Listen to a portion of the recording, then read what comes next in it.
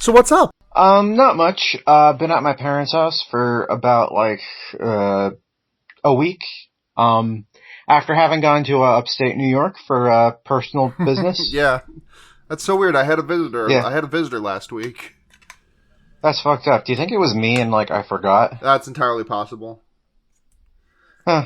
Yeah. I don't know. I don't want to see you that badly. So. Well, I'm glad you're hanging in there, doing okay. I am hanging in there.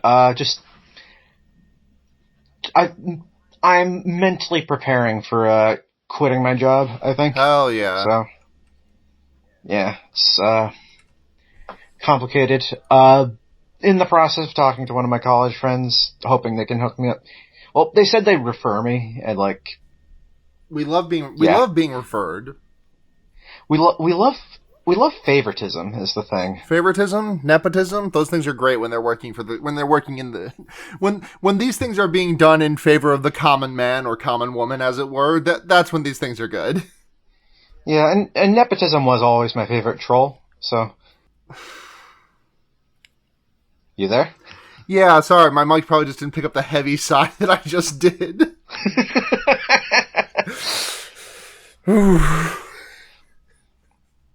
I'm doing fine. There was supposed to be an episode last week that you and I recorded in person, but then I got sick. You got sick. You got the doo-doo ass. I got 3 different types of sick because the day before you came, I got a stomach bug that I probably contracted at my family reunion, which my mother was suspecting was norovirus, which I believe it. That happened, and then I recovered from that after a couple of days of you being here and taking care of me, and then I had a blissful 8 hours of being okay, and then Friday morning I woke up and started experiencing some severe Effexor withdrawal. I do remember that. So that was really fun. I was able to abate the symptoms with weed mostly, but it was. I do also remember that. It was tough out. It was tough out here. I know. And then on the Sunday that you left, the stomach bug came back, and I was sick for another 2 days. And then it wasn't ideal. And then it was my birthday. And then it was your birthday. You turned 27. Oh, I was trying to think of a funny number. The thing is, we need more funny numbers. It's not 69 and 420. That's just that's two funny numbers out of infinite numbers. Right. That's not enough. Yeah. We need mathematicians to get on this. We really do. And then I just spent the entire time since you returned to your home, just reading Higurashi pretty much. I finished. Yeah, I've been playing Pokemon basically since then. Yeah, it's sometimes just like that. You should read Higurashi is the thing. First chapter's free on Steam. I kind of feel like I should. I think you might like it. What if there was a small town and it had a dark secret? Well, that's not possible. Listen, I know it's small towns are always normal. There's a reason that David Lynch, Master of the Surreal, said nothing weird will ever happen in a small town, and I won't make any media about it. Yeah. I finished chapter 2 last night, and I have been my brain feels like I have fed it like high grade poison. My brain is undergoing some poisoning effects, but it is this is some primo grade poison. Yeah, you got that. It's toxic. That's good poison. Yeah, exactly. Watanagashi, it's toxic. That's good. That's what Takano said. You'll get that joke when you've read you'll get that joke when you've read it. Well, I'm nodding appreciatively, as though I understand. Yeah. That's been most of my shit. Trying to think if I did it. Oh, I started watching the Owl House. That's good. Oh yeah, that looks so cute. I want to check it out eventually, but I have 5 million Tumblr cartoons to watch. So, must you be so dismissive? I'm not being dismissive. Tumblr cartoons. It's a Twitter cartoon.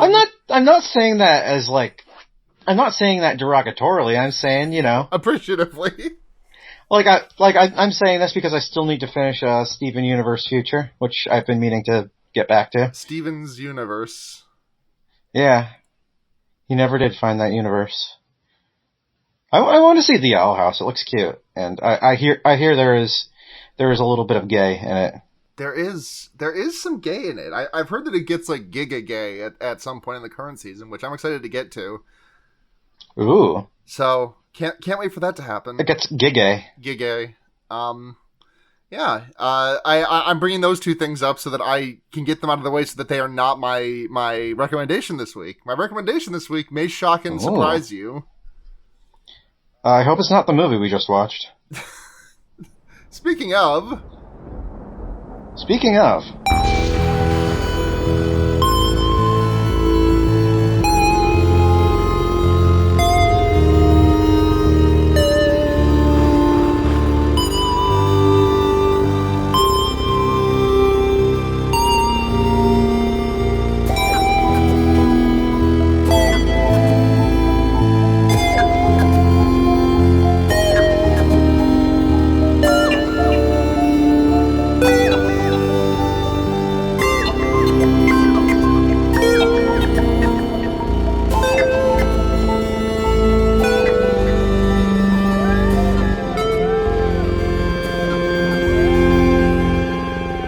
Welcome to Fear Baiting, everyone. It's your number one...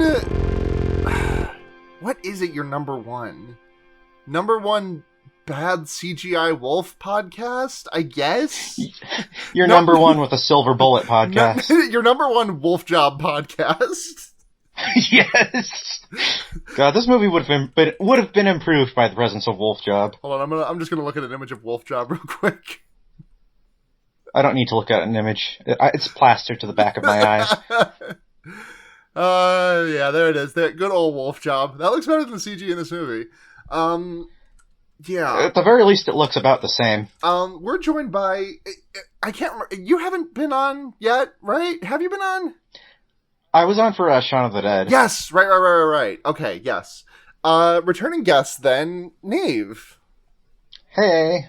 Hi. And we watched Le Pacte de Loup. We watched Full Metal Alchemist, Brotherhood of the Wolf. Full Metal Alchemist, Brotherhood of the Wolf. And it was a movie. It was a movie. It was a lot of a movie. Yeah, it's... I will say there were some good movies in there. There was a lot of stuff that was, just sort of packing peanuts. Yeah, a lot of packing peanuts in this movie. Which you wouldn't think you would have in, 18th century France. Right. But, the Age of Enlightenment. They made do. Yeah. You had Voltaire saying, packing peanuts, they're great. Packing penis. That's what true. trans masks do. Yeah. I mean, I guess I'm also packing penis, but, in a different way. Yeah. In the same way people, I'm packing penis. I'm packing heat. I'm packing penis. It's you can't attend this bar if you're packing penis. Okay, so this movie starts during the French Revolution. Yeah, it's got this framing device that doesn't really do anything. The framing device that starts and it's just bookends. It's not. Yeah. I guess I don't need a framing device to stay relevant or anything. I don't want to sound like complaining about the framing device. It's just the amount. I forgot that this movie took place entirely in flashback until the very end when the camera pulls out and we're back at the French Revolution and the guy who's writing his memoir is off the guillotine. Mm-hmm. So sad. But so we meet our guy Marquis de Apcher. I did not pronounce that right. I don't know how. I can't say anything in French. I can approximate French, but I can't really. Hit that shit. I don't speak it. Hit that shit then, Slimer. Hang on, I need to look at how it's spelled. D''Apcher. D'Apcher? D'Apcher, yeah, I guess something like that. I don't know. If you're French, don't interact with this podcast. I'm thinking of good comic artist B of A Ghost Story and the panel that she recently drew of someone saying it's time to talk about the French people with big air quotes around people. Yeah, it's kind of like that. Yeah. I don't know. Christina and the Queens is allowed to comment on this podcast if they want, but yeah. So yeah, Marquis writes a memoir when he was when I was a young boy. He was. What was exactly Marquis' role in the What? Why was I don't remember. He seemed kind of like he was just hanging around. Yeah, because the two I guys feel like we should get. The two guys are the Sorry, go ahead. The two guys that are the focus of the movie are Fronsac and who's a knight of King Louis XV, and Chevalier. Chevalier, thank you. And Mani, who is an Iroquois friend of his, played by what's his name, Mark something from Mark Dacascos. Yeah, from John Wick and other things. Oh, he was in John Wick. Yeah, I he was that sushi guy. Yeah, I knew I recognized him. He's one of those people that you see and it's like, oh yeah, it's this guy. Yeah, weird casting. Weird casting there. Just a strange casting decision. A rare miss on race relations from the nation of France. Yeah, they really just. Oh God! Sorry, I'm just looking at the cast list. Jeremy Renner. Okay, it's not Jeremy Renner, but there is Jeremy Renier on this cast list. Oh, is he like Jeremy Renner with like a pencil mustache? It's basically. Let me look at this man. This is he does kind of look here. I'm gonna send you this image. He does kind of look like he could have been a bargain bin Jeremy Renner at some point in his life. Yeah, I for sure see it. It's like, hello, I am Jeremy Renner. Use my app. I am Hawkeye. I shoot the arrows. He does all that shit. Yeah. He does say all that. His accent was worse than mine. Yeah. So yeah, we meet the two guys who are the focus of this movie, who are Fronsac and we meet Frontsack and Manny Ramirez. Yep. AKA El Tigre. Yeah, that's true. Wait, was that kid's name? It was Manny something. Hold on, I need to look that up. It might have been Manny Ramirez. Oh, it was Manny Rivera. Oh yeah, it was Manny. It was Manny R. There we go. So. Yeah. So there is a beast that is what is this? What was this thing? Because you told me this is like a thing that I just didn't know. Yeah, the beast of Gévaudan, which is it was basically in this time period. It was like a wolf thing. I think it was reported to have hooves or something, and it attacked a bunch of like livestock and children. And then they shot it with a silver bullet, and then they stuffed it and sent it to the king. And that was the end of that, I guess. It was really fascinating to me, like, when I was a kid, but I haven't really, like, looked into it recently. Yeah. I will say part of the reason I wanted to watch this movie is because last week we did see Dev Patel in The Green Knight, and I thought, boy, I want, like, a dark fantasy movie that's set in the past, And you really got really got what you were angling for on this one, weren't you? Didn't you? Be careful what you wish for. This was dark. It was dark. I guess. Like The Green Knight, it was very long and slow. Yeah. But Fronsac meets a couple of a couple of ladies who he's in love with. There's Marianne and there's Sylvia. Yeah. Shout outs to them. Yeah. They're like, there's just a bunch of dead bodies turned up and fucked up by this beast. And I do remember the first death we see on the screen is just a lady who, like, you can't see the bottom half of her body, and she's just sort of like flailing around like the car dealership tube man. Yeah, she's doing a Mr. Wacky cosplaying. She's turning into an inflatable. Yeah, we should say that, like, the camera work in this movie is fucking insane.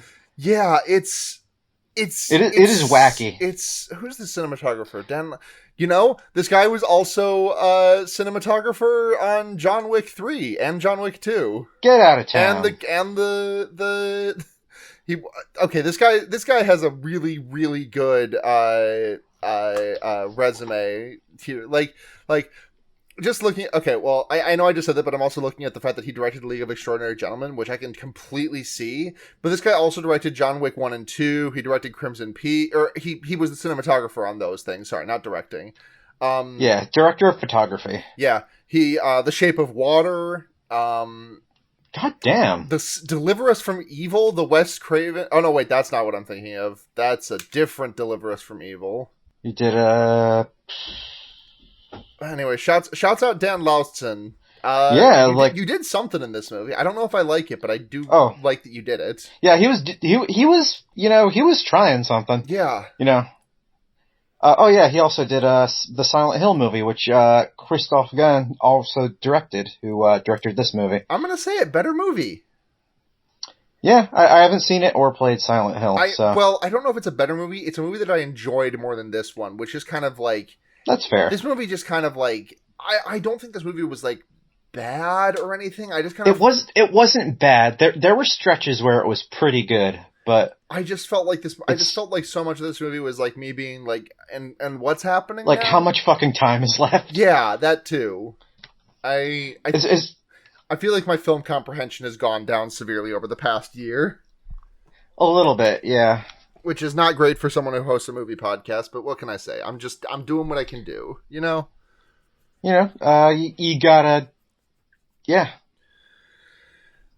So, while they're investigating, they're looking at, they're looking at the victim, and they find, they just keep finding a bunch of steel on the... Yeah, they find metal in the bodies, and it's like, that's fucked up. There's no steel-type Pokemon in this region. It's Gen 1. It hasn't been invented yet. Yeah, it's Gen 1. It hadn't been invented yet. It's the 1700s, so it's Gen 1. Psychic type was still broken. This is what Gen 1ers want. Yeah. Psychic type wasn't broken. You just hit them with a leech life and deal 10 damage. Oh, yeah. How could I have forgotten? Leech life. You love that move. It was wild to me that, like, Leech Life became good, like, all of a sudden. Leech Life being a good Pokemon move now is ridiculous to me. That move has been a joke for as long as I've remembered. Like, extremely. Like, chunking a Zubat in a cave for, like, 90% of its health, and then it Leech Lifing me for 10 of that HP back, always... It's just a mainstay of Pokemon to me. Yeah, it's like, when you're, like, if you're the kind of crazy person like me who wants to catch a Zubat so you can eventually have a Crobat, which is sick, there's a long stretch where you're like, I wish this had literally any other moves. I wish this had Tackle. Beach Life. It's a bad move. Oh, well, it was anyway. Yeah, it's good now. They should do that with more moves. Take bad moves and make them better. Yeah. Oh god, that's hot. Okay. So we watched a movie or something, right? Yeah, I'm sorry. No worries. So yeah, they God, what happens next? So they are trying to figure out what's going on, and they're not doing a very good job of it. And so a new guy comes in to kill the beast. Lord de Botern. And he says, "All right, front sack, get out of here." Mm-hmm. And at this point, when he's there, this is when they realize that, he told Fronsack to go home, and then realizes that the beast is the wolf is like being used by like fucking, like I said, if a small town had a fucked up secret, what would that be like? Yeah. And the fucked up secret is that it boggles the mind. They use a beast to cull the population. Yeah. And I feel like we're painting in very broad strokes here. We are. Which I think is out of necessity, because, I don't know. I think we are both struggling to remember a lot of this movie. This movie just slid off of my brain like and I don't even know what. It just completely slid off my brain, and I just accidentally poured fucking melted wax onto my mouse pad. 1 second. God damn it. Take your time. I'm looking in my notes, which are kind of sparse, which I kind of regret now. Yeah. But I'm just seeing the word mallet here, and I don't know what that means. It's mallet. That's good. It's mallet. That's good. He, back then they only had one Gick, and it was, they didn't even have the hand being crushed by the mallet. They just had the mallet. There we go. So, yeah, the Brotherhood of the Wolf... The secret society that's using the beast is called the Brotherhood of the Wolf. And there's like this really weird scene where the beast that we like, this source of horror that we were supposed to be afraid of for the rest of this movie, at like the 25-minute mark, they give us like a completely unobstructed view of it, and it looks like shit. It looks so bad. It's on like. You compared it to Doctor Who when we were watching it, and it's like, on one hand, I get the comparison because Doctor Who's CGI is like kind of comically bad in that way, but like, Doctor Who's CGI feels so much more like them working within the very strict budget limitations that they have. Like, yeah. I like a lot of the CGI in Doctor Who, if I'm being perfectly honest. The CGI in Doctor Who has like much more clarity of intention, I think. Yeah, and like they know what they are doing, and they're working within their small budget. They're working within that small budget. Yeah. But this just feels like, I don't know. I feel like they were trying to. They're taking such a big swing, and like they're whiffing really hard on it. Yeah, I think I'm sure that, like, I want to see like what the concept art for this monster looked like, because I think it would have been really cool. I can imagine this looking really great in concept art drawings and just not making the transition to the small CG offerings that there were back in like the early 2000s. Like, I mean, I say small CG offerings like Lord of the Rings didn't come out like when was the first Lord of the Rings? 2004. It was like 2001, I think. Was it really? Damn. Yeah, it was like 2001 through 2003, I think, and it was like one a year. That makes the quality of the beast even more, like, strange to look at to me then, because it's like, this is... I don't know, it just feels like they shot bigger than they could get for this CG. Yeah, exactly. Like, I went into this movie thinking, like, the thing from Jaws about how, like, it's scary if you don't see it, I always thought that was kind of trite. And then I watched this movie, and it's like, no, that's actually that's pretty sound logic governing that. Yeah, you thought that was a trite rule? There's nothing. Well, like, nothing that can do. There has never been anything that can be put on the. Okay, very rarely is there something that they can put on the screen that is scarier than whatever you can conjure in your mind's eye. Right. Okay. Like, I don't think it's a bad rule. I think overall it's a good rule, but I kind of felt like, like. You're built different. I felt like that. You would simply show and also tell. I feel like having that as like a hard rule is like kind of stifling, and I feel like there's more interesting room to play with if like you do show a little bit, but they did. But the thing is, they didn't show a little bit. Like, yeah, yeah, exactly. They went whole pussy out with this thing. They showed a lot of bit. Yeah. Yeah, it's... I did not want to see that much of the guy. Yeah. Mr. Beast. That's the guy. That's Mr. Beast. He's the one who drank that Crystal Pepsi and puked. Yeah, that's LA Beast. Fuck. God damn. Is Mr. Beast the one who... Is LA Beast the same one who made those burger pop-up stands that were giving everyone the shits? That's Mr. Beast. God damn it. I can't win. The people of France were just, like, eating his nasty burgers and being like, this sucks. We gotta kill this guy. Yeah. So they fucking... Oh, okay. Alright, I'm gonna suggest something. Okay. Do you think maybe it would be beneficial to go against the usual format of the show and, like, just sort of, like, touch on various aspects of the movie individually? I guess because I don't think either of us are up for a play-by-play. Yeah, I just like let's talk about the scenes that we liked, because there was a lot, like despite my confusion at like the cohesion of this film, I did like a lot of it. Like I did. there's cool shit in this movie. Like, Mark Dacascos is, like, I liked the fight scenes where he was beating the shit out of everyone. It's good, like, you know, obviously he's good at fighting. Yeah. You know? And I thought it was shot pretty well. Yeah, I did like the choreography a lot.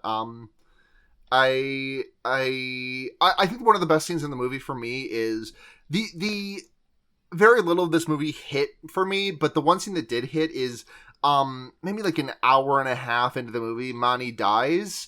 Because he's surrounded by like this Brotherhood of the Wolf that is like killing people killing people and using the wolf to hide it. He's surrounded by this gang of furries. Yeah, and you should read Higurashi, by the way. And I can't wait to see how those two things are related. The gang of furries. That's what Higurashi's about. Well, I mean, the 7th chapter of Higurashi is titled Kemonoshi, so I mean, it's a little joke for you there. Yeah, I can't wait to learn Japanese, so I know what the joke is.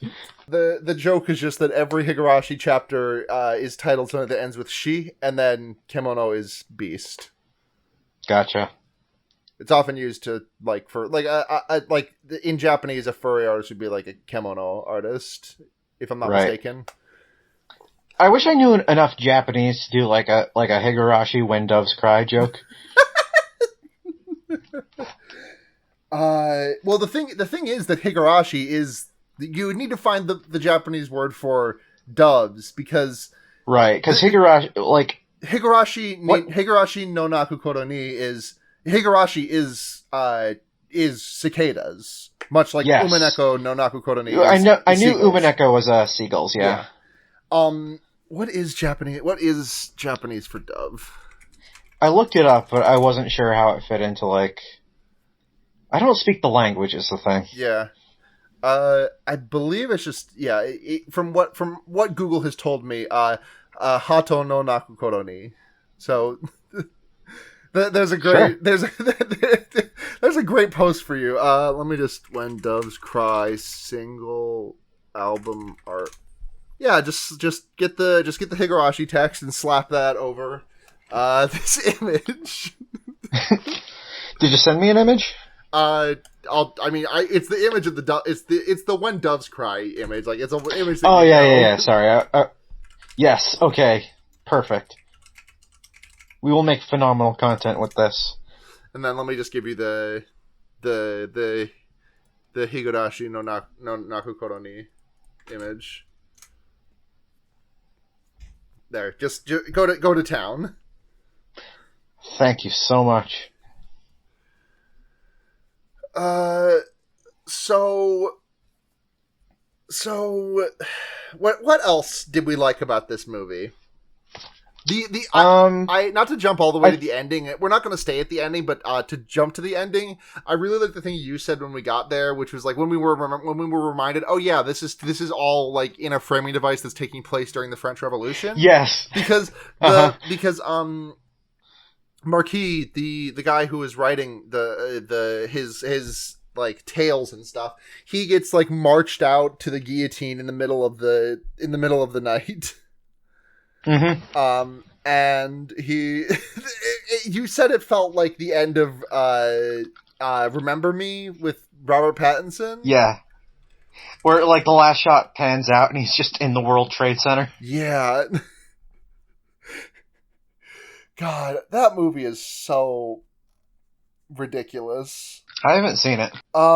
Okay, another great moment for me in this movie is when we see the Brotherhood of the Wolf meeting in proper for like the first, I think, and the only time. Yeah, they're all dressed in like red. Yeah, like, it's like I think it's sort like of like a cardinal look. It's the end of Hot Fuzz to me. Exactly. Frankly, it's entirely possible that like that was a reference to this in Hot Fuzz. That in Hot Fuzz was a reference to this of some variety. I mean, it was okay. The cloaks is that's just like typical cult shit. But I don't know. I'm just thinking about it.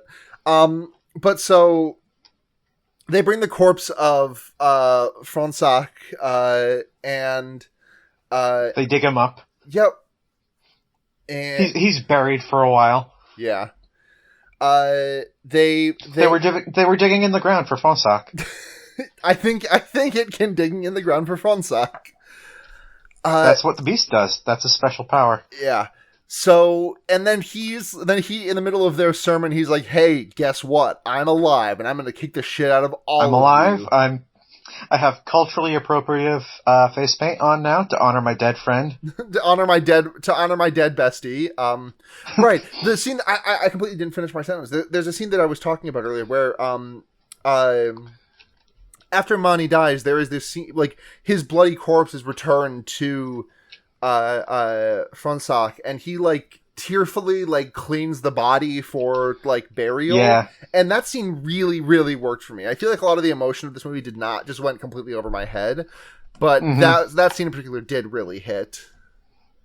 I thought that was a pretty good scene. Like with all the movie, I felt like it was just weirdly protracted. But, you know, I thought, like, the core of the scene was good. Yeah. Yeah. But so Fonsak just comes and kicks the shit out of everyone, and then he has this final showdown with this other guy, Jean-Francois, who is like, he is the master of the beast, and he also did sexually assault another woman a woman in this movie, which great job from him. You know, I regret calling him hot earlier in the movie. Yeah. Jean-Francois and Marquis square off, and Jean-Francois whips out the fucking Ivy from Soul Calibur's sword. Yes. That legitimately does whip. Yeah. Quite literally, it does. It can't... no. Yeah, go ahead. Nothing. I'm just thinking about this movie. I do also think the reveal is cool, because for the whole movie, you think, like, he only has one arm. Mm-hmm. And then he takes his like, coat off, and then he reveals that, like... It grew back. Yeah, he has, like, this weird, like, corset on that's, like, sealing his arm underneath. He was force-femmed. He was. Force-femmed by... I mean, I know corsets were, like, not exactly a degendered thing, but, like, you know, a man would wear a corset. Yeah. Right? Well, I was just thinking, because, like, you know, it's very feminine to have, like, a fucked up monster arm. Yeah, that is a typically feminine trait. Yeah. I remember when I was over, we had a lot of fun comparing our monster arms. Yeah, that was... that was great. I like how mine has 2 thumbs on it. It's bifurcated. Yeah, I can hold so many things in different ways. I got, like, it's like they're on opposite sides, like General Grievous. You only need one hand to hold to use both analog sticks. Yeah. Oh god, I swear I turned off the fan and the AC in my room for the recording purposes, and I feel like I'm being cooked. Yeah. And there's I feel like it is detracting from the quality of this episode of podcast. A little bit. I mean, I don't think this was ever bound to be, like, an airtight, you know, best of fear baiting. Like, I feel like this whole episode has just been us cutting loose a little bit. Yeah, like, straight up, if we had done, like, a commentary track over this movie, like, talking about it as we watched it, like, this movie still would have just, like, slid off of my brain, like, yeah. Just, like, I don't even know what. It's just so much. It's too much movie. It's so much, and it's so little, and it just completely just bounced off my head. And I wish that it hadn't. You only get to see Sylvia's cool outfits for, like, 30 seconds at a time. Yeah, she wears a fucking tri-corner hat, and you see it twice, and barely at all in those 2 instances. And she's wearing, like, cool veils all the time. Yes, she is. And she's not even in the full frame either. It's bullshit. You really can't see a single damn thing that she's wearing. It's such a shame. I was misled by those photo sets on Twitter. What else is good in this movie? I'm gonna look at my notes and see what else is going on in here. Sure, go for it. There's kind of a nice scene where they're talking about, like, they're at the ruins and, like, they're talking about, like, how there were Cathars there or something, and they got wiped out. That's kind of cool. I love a good ruin. We love our ruins. Yeah. We got the force femme tactics because they're the soldiers are dressing up as women to try to find try to draw out the beast.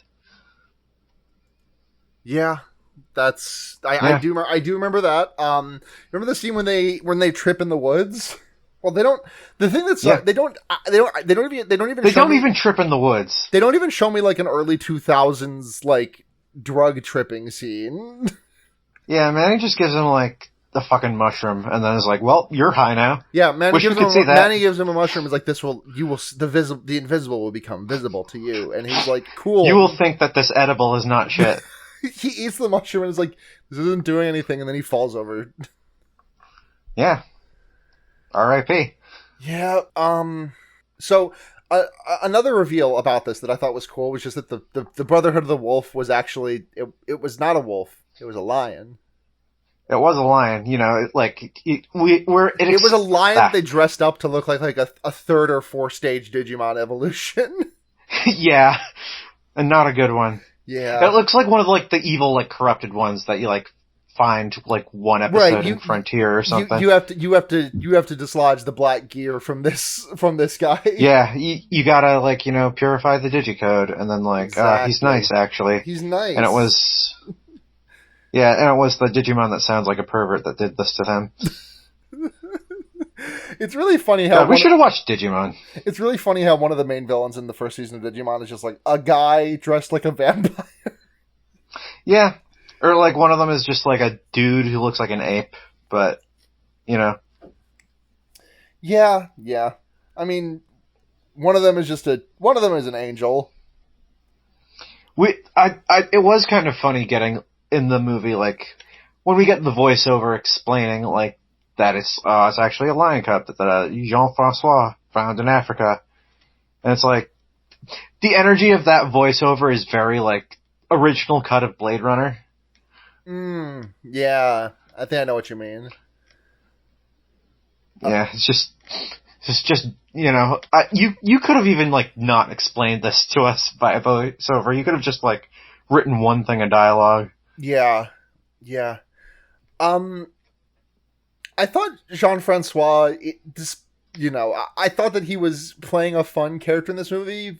Aside from he's got a cool gun. Aside from the rape thing that he does, I obviously, very that's bad. Not at cool. That. I don't like that. I don't like. We will not hand it to him. But like, I don't know. I liked the guy's face. He seemed to be chewing some scenery pretty decently. I always like when a guy does that. Yeah. Overall, I would say he was a fairly enjoyable part of the film. We love it when we love it when something is fairly enjoyable. We love it when something is not a net negative. Exactly. Where did we leave off before the dog started yelling? I don't remember. This is gonna sound great.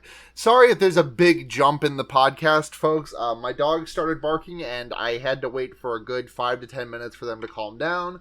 So I kind of lost my place in thinking. I should probably write something. I should probably get in the habit of writing things down about this. You'd think that doing this podcast for 5 years now, I would have learned something about it, but it's whatever. Yeah, this is one of those like 99th percentile episodes where everything goes wrong, but then you learn how to like not make it go wrong in the future. And you learn a valuable life lesson, and maybe you learn one or two things about yourself. I sure hope I learned a valuable life lesson about this shit. So I guess the question that I'm asking now is, do you have anything else you'd like to say about Brotherhood of the Wolf? Not really.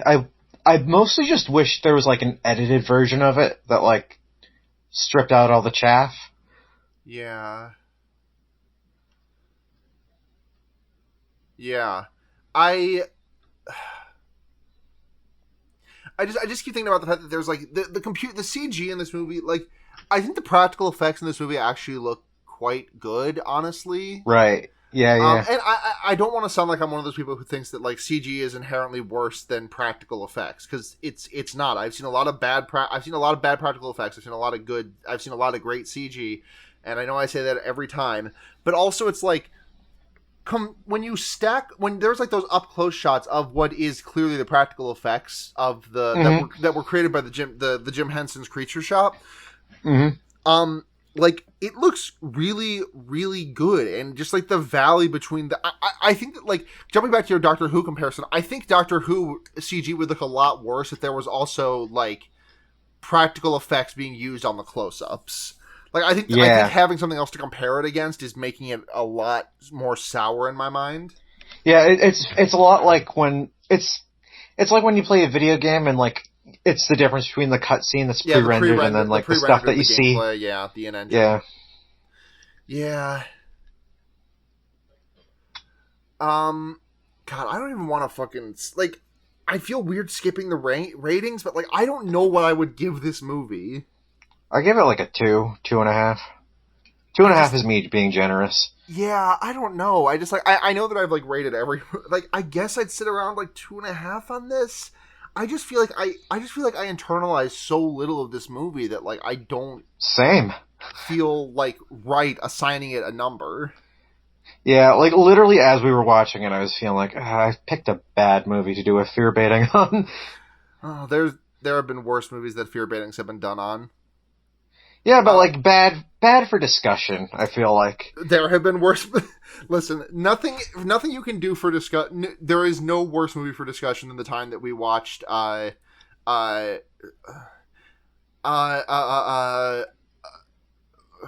brain just deleted that sentence from my mind. What the fuck was I even talking about?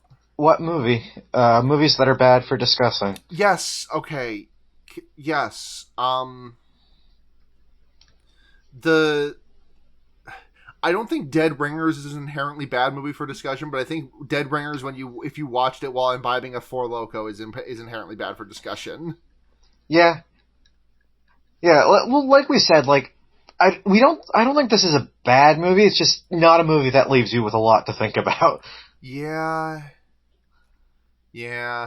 Okay. We got some questions. So. Yeah, we got questions. First one from Scragrius at Groove and Ghastly. What are your specs for the perfect werewolf spouse? All werewolves are queens. Yeah, I think that there is I think werewolf wife is you can only get so bad. Like, it's the pizza of wives. Like, in the worst case scenario, she still turns into a wolf. Like, yeah. If she's a werewolf, then that means you can probably be a werewolf. Yeah. Yeah. There's no downsides. No downsides whatsoever. So, other question from CU Space Indian, at FlourishCaster_. Is there a good reason in movie for women to not be allowed in the Brotherhood of Wolves? There are women in the Brotherhood of Wolves. It's just, the Brotherhood. Yeah. I mean, is Lepac, like, is that Brotherhood? Could be. I don't know. Like, I think it's like a bit less gendered in the original French than it is in English. Like, yeah. I mean, even like I was called like the fraternity, but like even fraternity is like gendered because of frats and sororities and such. But like the Order of the Wolf, I guess, would have probably been a slightly better translation of this, but I'm not entirely probably sure. But there are women. Also, on every side of the French Revolution would wear. Wait, I think John meant to say on which side of the French Revolution would werewolves be? Yeah, rising up against the oppressor. Absolutely. Yeah, would Team Jacob get the guillotine? Yes. No. Yeah. No, Team Jacob would not get the guillotine. I think they would. I think, like, they'd be, like... but they'd probably go when, like, Robespierre went. Yeah. Yeah. God, that guy's name was Robespierre. Great name to say. Love that name. Maximilien Robespierre. Good name. Name of the 1700s. Name of the 1700s, Maximilien Robespierre. So now we're gonna do some recommendations. All right. You want to go first? Yeah, I'm gonna recommend Durarara. It's yeah. it's a good show. You know, I've been watching season 2 with my friend Sara lately. Yeah, it's just a good show. If you liked Baccano, you'll also like this one. My recommendation this week is going to be. Oh, were you waiting for me to say more about it? I wanted to give you some space. Sorry. It's good. All right. Not to do. Well, I did want to say more about it, but I wasn't sure like how much I was supposed to. I mean, you can say more. You've heard the podcast before. Yeah, you know, it's good. Season 1's good. Season 2's good. Not to be like the, not to do Boss Baby vibes type things, but like, it does feel a lot like, Persona 5 a little bit. Mm-hmm. But in the sense that I feel like they were looking at it for, Persona 5. Yeah. It feels like if Persona 5 had like Looney Tunes characters in it. And, yeah. Yeah. I hope that was worth it. It was. So we, I have a recommendation to do. So, going into this recommendation, I need you to be I need everyone listening to be perfectly aware of how, how I sound. I know what this is. Yeah, I know you know what this is. Okay. I get it. Fucking I'm not going to make fun of you for it. I respect. I have a lot of respect for your willingness to stand up for this piece of media. But so, on I don't know, like it would have been like Wednesday or Thursday night last week. I was made aware that Rate Your Music, a website that I don't frequent, but I am familiar of the type of people that go on Rate Your Music. Rate Your Mucus.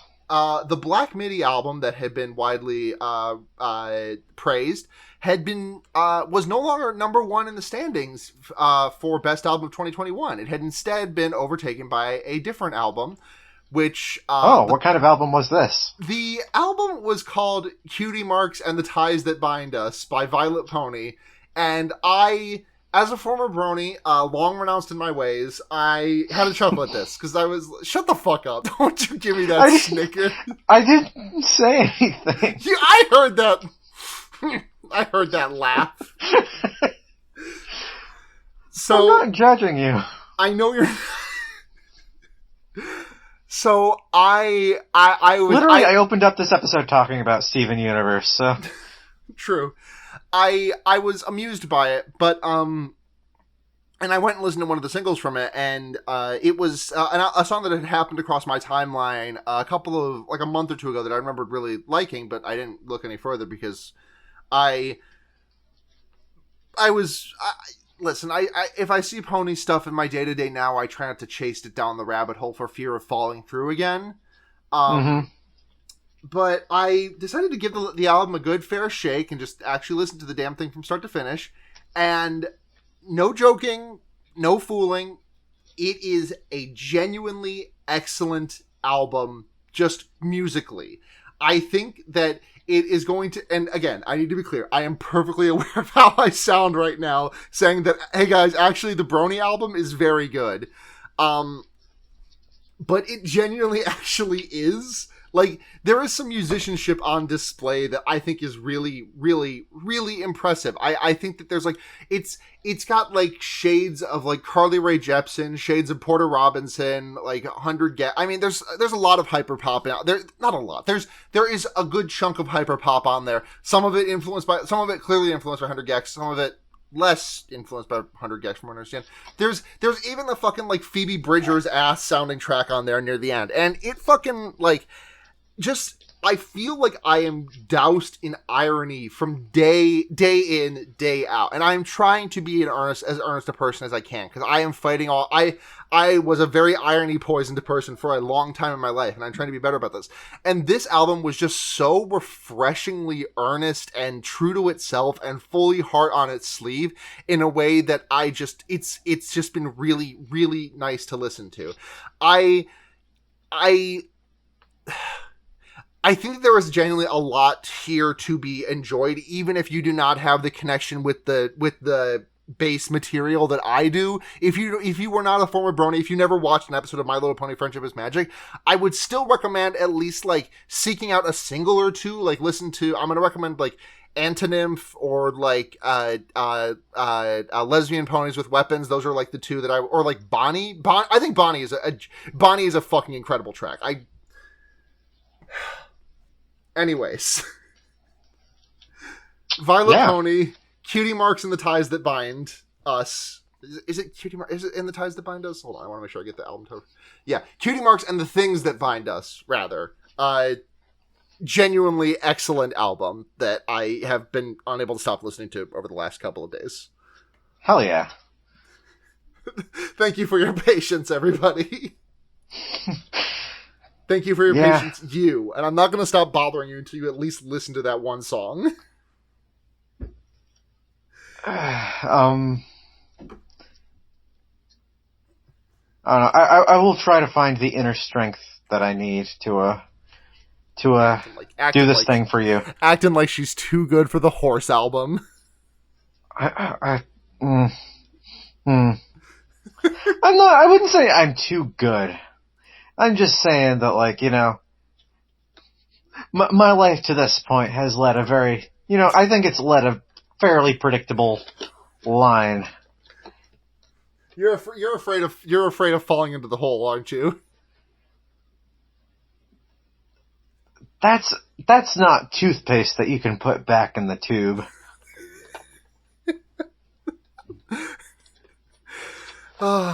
Anyways, Neve, where can people find you online? Where do you want to, if you want to plug anything? I'm on Twitter at Nickelwolf. I believe the same is also. Hang on. Fuck. What is my Letterboxd username? I don't know. Letterboxd is also Nickelwolf. My thoughts on this movie are a little more coherent on there. If you're so desperate for that cutting Pac de Loup criticism. Yeah. Yeah. So if you want to find me, I'm sorry that I'm genuinely sorry to both you and the listener that I have just been so absolutely scrambled on this episode. I didn't sleep very well last night. Same. And again, this movie just kind of washed over me. Yeah. God. I just also want to remind people that there is a big stream of fear-baiting content coming up. We have a couple of regular episodes between now and September, which is when former guest Ryan will be coming back on for all of the Saw films for Sawptember. Well, all of the remaining Saw films that we haven't seen, so that's 3 through 7. And then after that, we will be moving directly into Schlocktober. So get yourself ready for that. And then we're going to be taking a month off for November because fucking that's a lot of podcasting for me. And I'm also going to be starting a bunch of other projects between now and then. So we're entering the content mines, folks. One of those projects could potentially, you know, feature someone else who's in this call on it. Just possibly. Just possibly. Do not consider this episode a pilot for those. No. Consider that